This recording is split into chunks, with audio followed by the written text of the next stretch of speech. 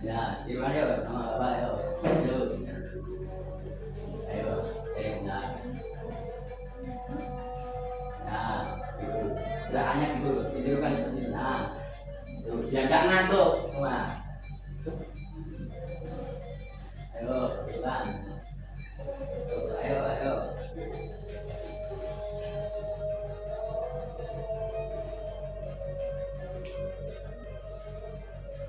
Tenang, tenang.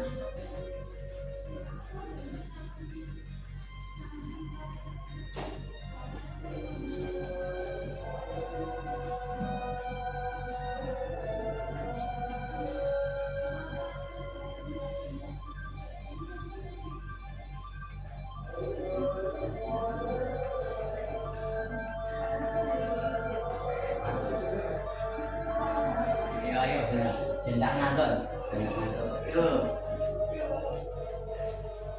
ayo, semangat.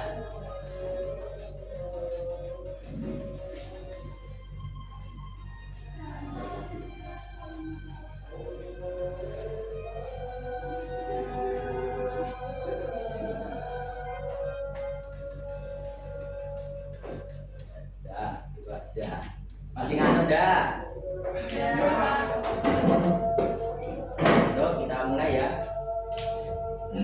Belajar pada hari ini yaitu peran iman dan spiritualitas terhadap pengelolaan emosi di era media sosial. Belum memasuki yang lebih mendalam lagi, ada yang tahu apa itu emosi? Ya, benar. Ada lagi yang mau ya apa itu emosi? Ada yang salah. Ya, jangan apa anak? Tuh. Ada lagi? Emosi Apa benar? ya itu Luapan perasaan. ya. Oke, benar semua ya. Dan yang disampaikan. Dan lebih tepatnya adalah emosi adalah perasaan yang sering muncul atau respon yang sering muncul dalam suatu keadaan atau peristiwa. Sebut saja kalau kita mendapatkan prestasi yang baik, itu kita senang, itu juga emosi. Dan ketika ada musibah, kita menangis, kita sedih, ini juga emosi. Ketika ada petir atau ketika ada yang mengakibatkan itu juga emosi. Seperti itu. Contohnya ada senang, marah, takut, sedih, dan kecewa. Nah, setelah kita tahu pengertian emosi, kita lagi ke pengertian spiritualitas. Belum lanjut lagi, ada yang tahu pengertian spiritualitas itu apa? Spiritualitas menurut semuanya? Ya boleh itu. Ada lagi Mas Renal? Keyakinan Pak, Ya Pak? keyakinan beragama. Betul. Ada lagi Mbak Dea? Bisa bukan? Bisa. Ada yang mau menambahkan lagi dari teman-teman tadi? Belum Pak. Belum? Ya, ini kalau dari saya pengertian spiritualitas seperti ini. Pengertian spiritualitas adalah kesadaran manusia akan hubungan dengan Tuhan dan nilai kebaikan dalam hidup. Nah, ada spiritualitas, ada emosi, itu hubungannya apa dengan kita bermedia sosial, Pak? Nah, hubungannya adalah ketika kita bermain di media sosial atau kita berselancar di media sosial, kita perlu membentengi diri kita dengan spiritualitas untuk mengelola emosi agar saat kita berselancar di media sosial atau bermain di media sosial, kita bisa bisa memilah-milah atau mengetahui hal yang baik atau hal yang buruk, dan dengan memilah itu kita bisa mengelola emosi kita, jangan terpancing dalam bermedia sosial itu. Seperti ketika kita melihat komen dari netizen atau komen dari teman kita yang sedikit buruk, itu kita terpancing emosi dan ingin ada perpisahan di pertemanan kita, seperti itu. Yang selanjutnya, nah dampak yang tadi Bapak sudah sebutkan, ada dampak emosi di media sosial karena kita tidak membentengi kita terlebih dahulu dengan spiritualitas itu seperti ini. Ada mudah marah ketika ada komentar negatif, merasa iri melihat kehidupan orang lain, terus ada kecanduan media sosial, ada yang merasa rendah diri, ada yang konflik di dunia maya. Nah, yang pertama mudah marah karena komentar negatif. Yang contoh ini karena kita tidak bisa mengelola emosi kita ketika membaca komentar dari orang lain, kita mengambil hatilah. Jangan sedikit-sedikit kalau di media sosial, jangan sedikit-sedikit untuk mengambil hati di bahasa sekarang loskan aja gitu seperti itu. Nah, ya ini kok sepi gimana ini ngantuk ini Makan, Pak. rumah kan ya nanti makan sama bapak semangat. Nah, yang kedua merasa iri melihat kehidupan orang lain itu seperti kita melihat di media sosial kok orang itu banyak sekali hartanya atau banyak sekali uangnya. Jangan iri karena rezeki itu sudah ada yang ngatur adalah Tuhan. Oleh karena itu kita perlu membentengi untuk terhindar dari sifat iri ini dengan yang spiritualitas itu tadi. Oleh karena itu perlu diketahui jangan sekali-sekali ketika bermain di media sosial melihat orang lain itu sukses kita juga iri. Seharusnya ketika melihat orang itu sukses, seharusnya kita berusaha untuk bisa seperti orang tersebut. Jangan mudah iri lah.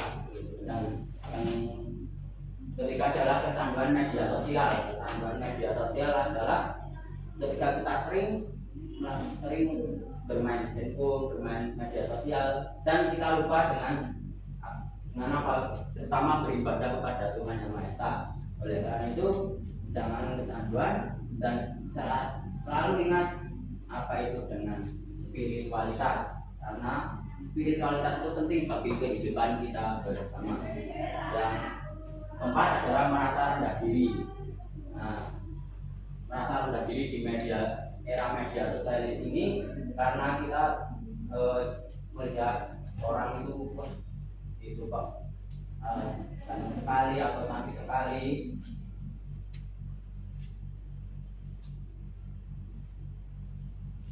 Cantik sekali atau ganteng sekali karena apa?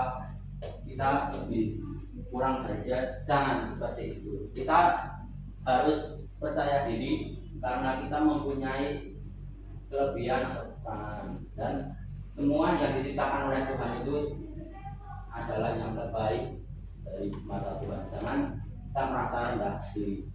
Dan yang terakhir adalah konflik di dunia maya.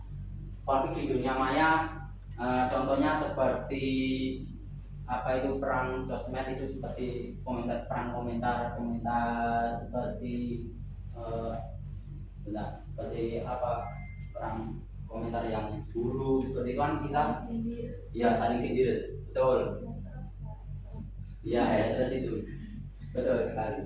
Itu kan dampak dari kita tidak bisa mengelola emosi kita saat kita bermain handphone di media sosial itu.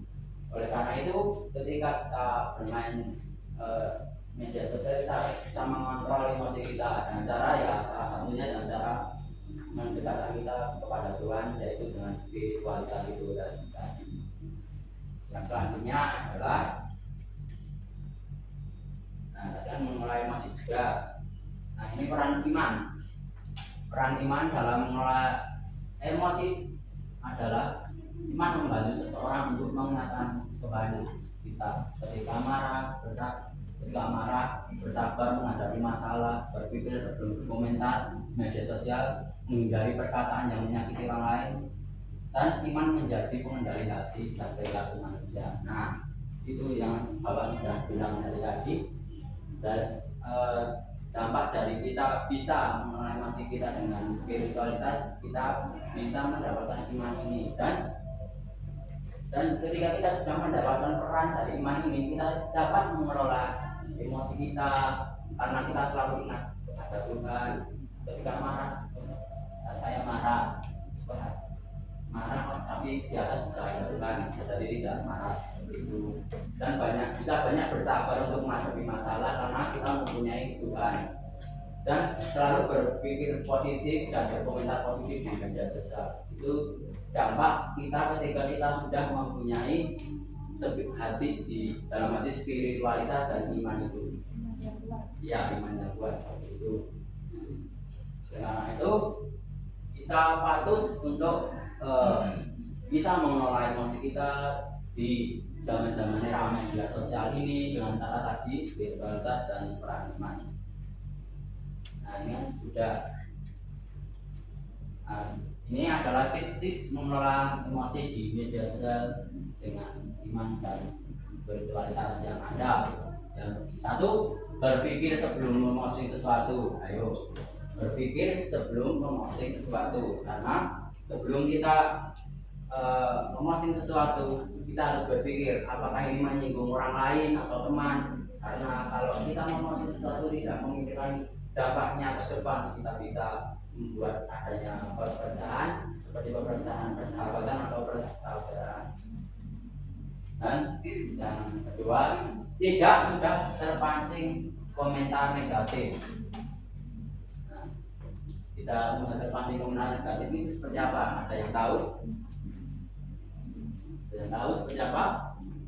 Tidak terpancing komentar negatif. Ya, Pak. Nah, benar, cuek, setuju. Iya, iya, tidak terpancing emosi negatif. Kan tidak mudah terpancing komentar negatif itu kan kita sudah terbentengi oleh tadi spiritualitas. Oleh karena itu kita cuek saja. Dikomentari negatif itu cuek saja, tidak apa-apa. Yang ketiga, membatasi penggunaan media sosial. Nah, boleh menggunakan media sosial atau handphone, tapi kita tahu juga batas-batasnya, jam-jamnya atau batas-batasnya, tidak terlalu lah. Itu membatasi waktu penggunaan media sosial itu juga fungsi dari peran iman dan spiritualitas itu juga bisa berdampak ini, membatasi waktu penggunaan media sosial. Yang ketiga, memperbanyak doa dan refleksi diri. Nah, memperbanyak doa itu seperti kita selalu mendekatkan kita kepada Tuhan Yang Maha Esa. Jangan terlalu bermain di media sosial, jangan terlalu di gaung-gaungan lah. Kita juga harus ingat karena kita ada juga Tuhan di atas sana. Kita juga memperbanyak doa dan refleksi diri. Itu juga adalah tips dari mengelola emosi di era media sosial. Yang terakhir adalah menyebarkan hal-hal positif di media sosial. Nah, ini yang paling bagus tipsnya untuk mengelola emosi, karena menyebarkan hal-hal positif karena kita juga bisa mengajak lah kepada orang lain juga untuk bisa lebih bijak lagi dalam bermedia sosial, bijak lagi dalam memberikan komentar atau bijak dalam media sosial. Selanjutnya, nah, masih tanya jawab. Apakah ada yang mau bertanya? Kita kan terus dapat hujatan dari atas. Terus kita cara masuknya iman ini gimana Pak? Ya, ada lagi? Ya. Dan kamu dulu ada lagi? Ayo, yang bertanya. Kalau tidak ada, jawab dulu dari baterai tadi. Masukannya kan ada yang haters belum memasukkan imannya. Kita kalau ada haters itu wajarlah, ada yang membenci, ada yang menyukai. Kalau memasukkannya dalam iman ini, kita terlebih dahulu harus membentengi dulu dengan imannya itu dan spiritualitas. Kita selalu ingatlah kepada Tuhan dan jangan selalu dipikirkan haters itu, karena haters itu juga tidak ada manfaatnya seperti itu.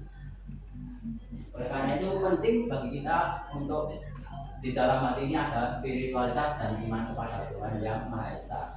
Karena ketika kita sudah mempunyai jiwa spiritualitas dan iman kepada Tuhan Yang Maha Esa, dalam beraktivitas ini kita enak. Mau di media sosial atau di luar media sosial itu enak sekali. Ada yang ditanyakan lagi? Ya, Pak.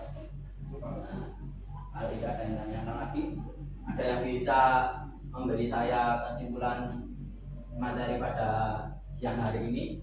Kalau ada nanti saya kasih hadiah. Saya Pak. Kesimpulannya jika kita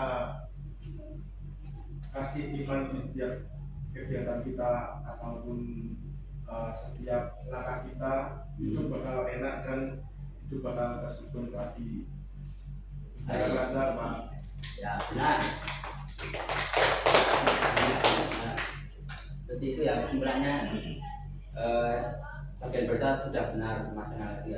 Kesimpulannya, media sosial dapat mengaruhi emosi seseorang. Emosi perlu dikelola dengan baik agar tidak menimbulkan dampak negatif. Iman dan spiritualitas membantu manusia mengendalikan emosi, bersikap bijaksana, menjaga perilaku di media sosial. Dengan iman dan spiritualitas kita dapat menggunakan media sosial secara lebih sehat dan efektif. Benar Mas Nal tadi sudah benar. Nah, itu sekian materi yang Bapak bisa sampaikan. Kalau ada kurang lebihnya mohon maaf, atau kalau ada juga perkataan Bapak yang tidak mengenakan bagi teman-teman semua, Bapak mohon maaf. Sekian. Wassalamualaikum warahmatullahi wabarakatuh. Selamat siang. Terima kasih Pak. Ya.